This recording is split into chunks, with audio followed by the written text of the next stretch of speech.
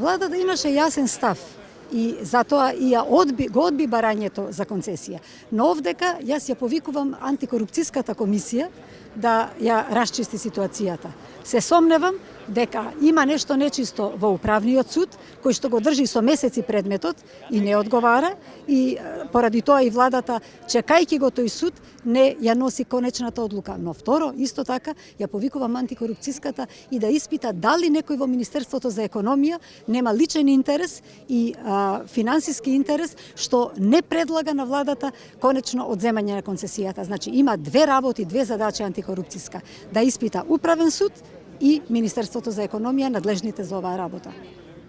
Луѓето кои што протестираат посочија дека заменик министерот би можел да има судирни интереси. Логично е.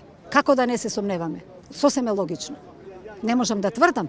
Затоа ја повикувам институцијата, антикорупцијска комисија да го испита тоа и дали е само тој. Прашање е. Затоа што во Министерството за економија има многу службеници кои што претходно биле вклучени во првите издавања документи. Сето тоа треба да се испита.